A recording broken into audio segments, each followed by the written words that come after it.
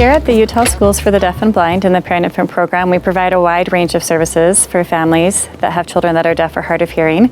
We provide a parent advisor, a deaf mentor if they would like, listening and spoken language therapist if they choose. Also, toddler groups are offered for children 18 months and older, and play groups are offered to all the families in our programs in their different regions that they live in. The Parent-Infant program serves families and their deaf child from birth to the age of 3. We are unbiased and guide by your side. We provide all of the tools and all of the resources and information that families and their deaf child need. One of the main roles of a parent advisor in the home with families is to help families really understand the importance of language development during the early years of life. We know that at this time in life, the child's brain is on fire and it's ready to go, it's ready to learn language. And so we help parents learn different language strategies that they can use all day throughout the day with changing diaper, taking bath, mealtime, changing their clothes, so that their child can learn new words all day throughout the day to help the child have age-appropriate language. We also are working with a team of professionals. We may also be working with occupational therapists, physical therapists, nurses, developmental specialists. So it's really a team effort to help this child reach their maximum potential.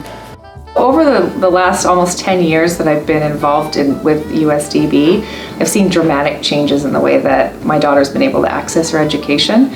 When she was a very small infant and was in the PIP program here, we were told at the time that there was only 2 options, and that was either you could do a listening and spoken language only program or an American Sign Language only program. And at the time, we were pursuing a cochlear implant for our child, and we were told that she must be in the listening and spoken language program only. And so that was not a good fit for our child. She was not able to access milestones and was not really learning well. And when we decided to make the choice to move her to American Sign Language, we saw absolute change in her. Confidence, understanding. She was able to really come into who she was. And at the same time, we actually saw her speech increase without getting that same direct speech education. And so for us, what we really would have loved to have is what is available now. And there's a hybrid program offering children the opportunity to have listening and spoken language and American Sign Language in a program. And I feel like that would have benefited our child tremendously. And I'm very happy to see that we're offering that for children in Utah.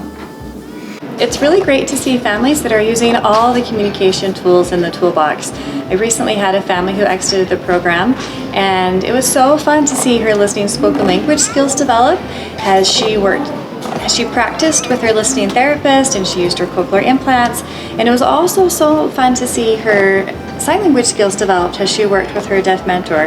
And now, as a young 3-year-old girl, she's bilingual. She can use spoken language with family members that may not know American Sign Language, and she can also use American Sign Language with her deaf and hard of hearing peers. So one of the things that I've learned in my experience within the Parent-Infant program, I've been a parent advisor for almost 20 years now and have seen hundreds and hundreds of families come into the program and exit the program.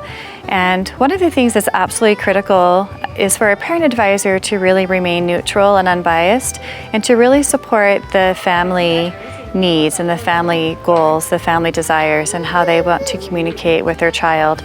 So we support all methods of communication with families, and I have seen over the years something that's been exciting for me to see is that really several different combinations of these communication tools work for each family. It depends on their family needs, their family goals, their family values. So it's really important for me to remain unbiased and neutral and to support the family in their own journey in discovering the best way to communicate with their child that is deaf or hard of hearing.